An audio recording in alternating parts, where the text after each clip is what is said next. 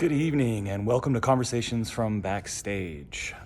Back from my hiatus, some time off of work. And I thought that I would show everyone a little bit of what I do probably the most of besides sound, which is set construction. I'm working on our current production of Shakespeare in the Park, which is the complete works of William Shakespeare abridged. Very funny show. Come out to see it when it's on in October. The set construction for it is going to be 4 periactois, is what they're called. Those are a 3-sided flat that stands up. These are going to be 3 feet on each side by 8 feet tall. Little taller than that once I add the casters, which are what they roll on. So I'm going to show you the frame of one of these. So this is a finished framing of one. It doesn't have the casters on it yet, and it doesn't have the luan that we would put on the outside that we then paint. That is what will be this right here will be what is on stage. Let me try and show you the whole thing. There we go. Yeah. And the advantage of using these periactois is that they roll. They can be moved around the stage. They can be put together to form one big wall on like one of the flat sides there, right like that. Can be put together with all the rest of the 4, and they can form a scene that's painted on them, and then you can flip it and have another scene. Or they can just be spread out across the stage to make entrances and exits and just change the shape of the stage a little bit for visual variety. So that's one of the frames that I've already put together to cover and put casters on and get it ready to go. I have the triangles that have not been assembled yet.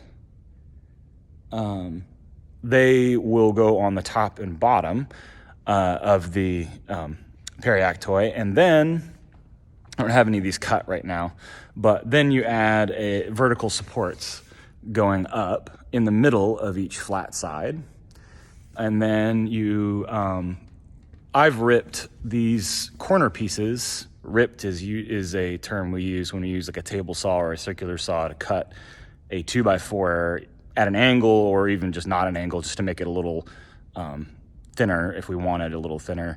Along the long side of it. That's what ripped means. And I've ripped these at a angle so that they come to the point down here right here, so that we can attach luan all the way down. So that will allow us to cover these with luan, paint it, and then paint whatever scenes or patterns or colors we want on any of the sides. So that will be basically the whole set for Shakespeare Abridged. Because that allows us to do a bunch of stuff with just 4 set pieces. I'm going to continue working today on it, and I'm going to get the casters on it and some things like that, and then get some luan, and I think I'll show you the finished product once I'm done. So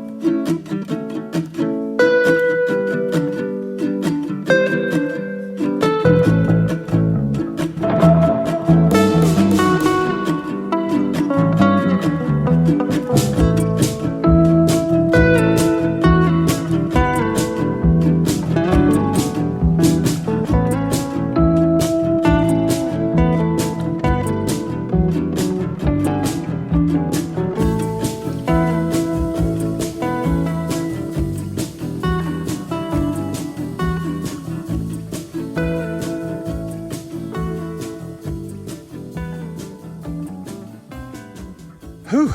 So for today, we got all four framing things. That's not what I meant to say.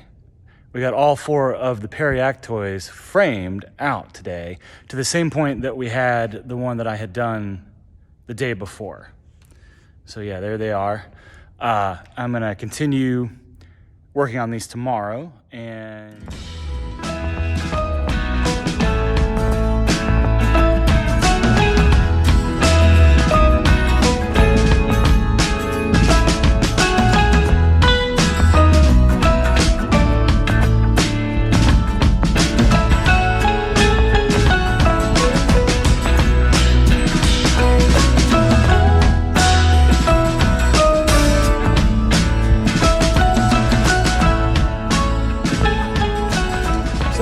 got all of the casters on. So these now roll. Whoops, hit a cord there. But that's pretty much our stopping point for today. It took a little longer than I thought it might because of some tool problems and just a couple planning things that I missed. So yeah, I'll get back to it on another day and get the finished product done and show you guys what that's gonna look like.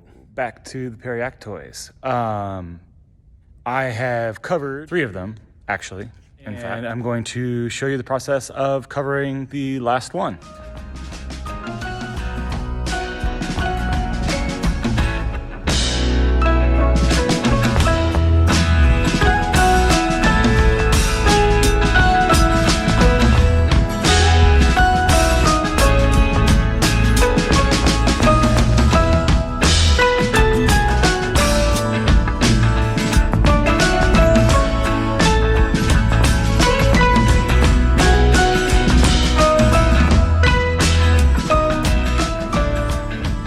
Covered 2 sides now because these are 8 feet tall anyway, and then we put them on casters. They're pretty tall and they're a little top heavy. So what I'm going to do now is place some sandbags in it, test it to make sure that it's not still top heavy on any side, and then secure those sandbags down, and then go on to the next covering the next side, which I have to do standing up because I've put the sandbags in it.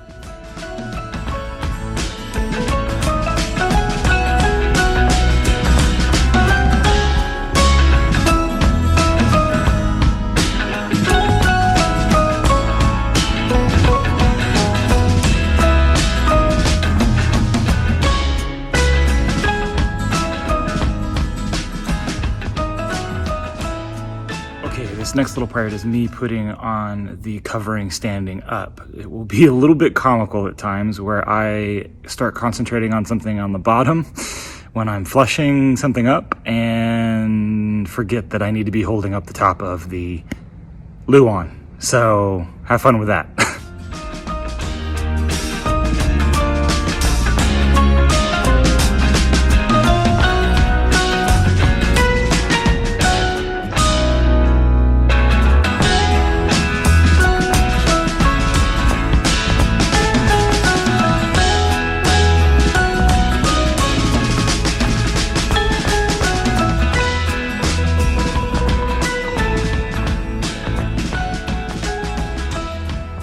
There we go. We have everything done. Everything's covered.